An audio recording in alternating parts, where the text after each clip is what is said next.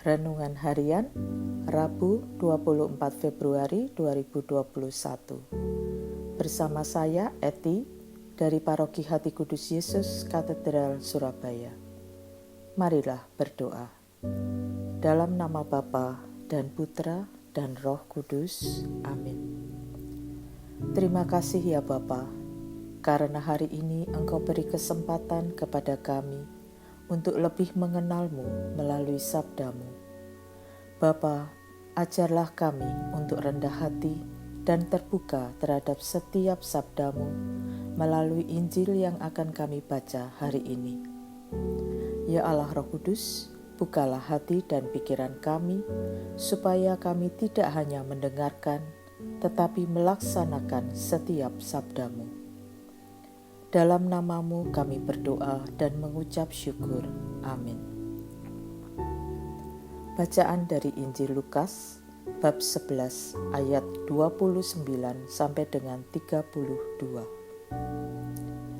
Sekali peristiwa, Yesus berbicara kepada orang banyak yang mengerumuni Dia. Angkatan ini adalah angkatan yang jahat. Mereka menuntut suatu tanda, tetapi mereka tidak akan diberi tanda selain tanda dari Nabi Yunus. Sebab sebagaimana Yunus menjadi tanda bagi orang-orang Niniwe, demikian pula lah Anak Manusia akan menjadi tanda bagi angkatan ini. Pada waktu penghakiman, Ratu dari Selatan akan bangkit bersama orang dari angkatan ini dan akan menghukum mereka. Sebab ratu ini datang dari ujung bumi untuk mendengarkan hikmat Salomo. Dan sungguh yang ada di sini lebih daripada Salomo. Pada waktu penghakiman, orang Niniwe akan bangkit bersama angkatan ini dan mereka akan menghukumnya. Sebab orang-orang Niniwe itu bertobat waktu mereka mendengarkan pemberitaan Yunus. Dan sungguh yang ada di sini lebih daripada Yunus. Demikianlah Injil Tuhan. Terpujilah Kristus. Umat Allah yang terkasih, ketika para pemimpin agama menekan Yesus supaya memberikan tanda, Yesus dengan sangat tajam dan keras mengkritik orang-orang pada zamannya sebagai suatu angkatan yang jahat, karena mereka menuntut suatu tanda. Padahal Yesus banyak sekali membuat mujizat, menyembuhkan orang sakit, membangkitkan orang mati, menggandakan roti dan ikan, dan masih banyak lagi mujizat-mujizat yang dibuatnya. Tetapi mengapa mereka masih juga menuntut suatu tanda? Betapa degilnya orang-orang tersebut. Mereka menutup mata hatinya dan tidak mau percaya. Hal itu terjadi karena mereka gagal memahami tanda dari Yesus. Karena mereka memahami tanda dengan cara yang salah. Kita harus tahu lebih dahulu apa pengertian tanda di dalam kebiasaan orang Israel atau konsep mereka tentang hal itu. Orang Israel percaya tanda itu diberikan Tuhan sebelum mereka bebas dari perbudakan atau sebelum mereka membalas kejahatan bangsa yang menindas mereka. Pengertian tanda bagi mereka adalah Tuhan akan mengangkat umatnya yaitu Israel dan menjatuhkan bangsa lain.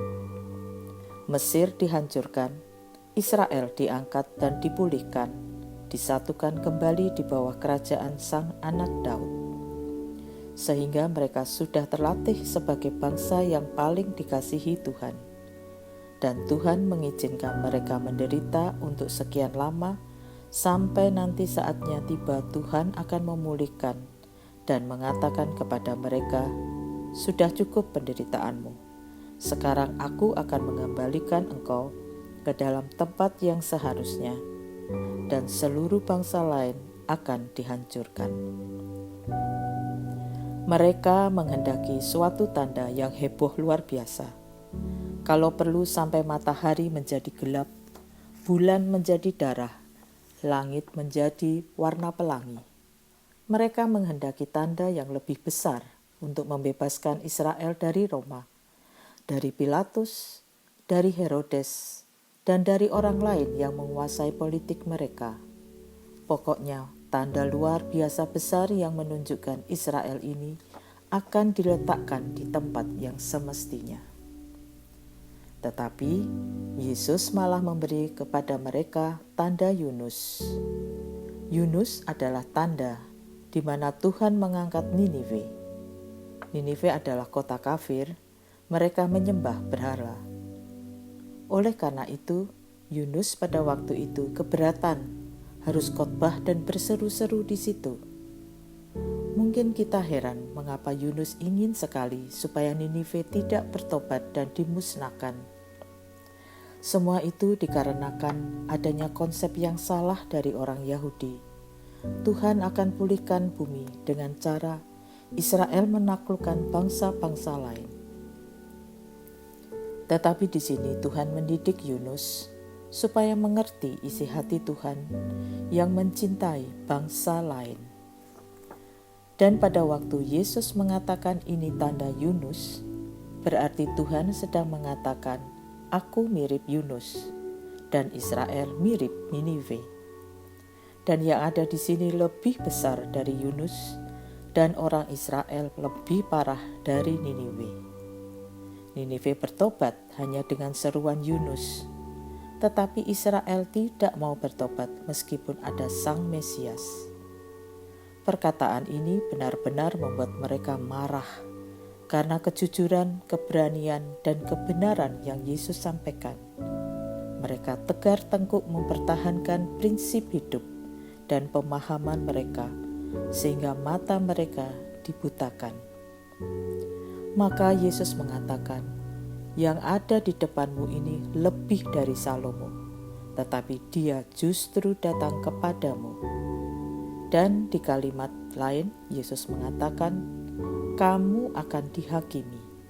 Siapa yang akan menghakimi? Yang pertama adalah Ratu dari Selatan, karena dia tahu menghargai Salomo, padahal yang di sini lebih dari Salomo.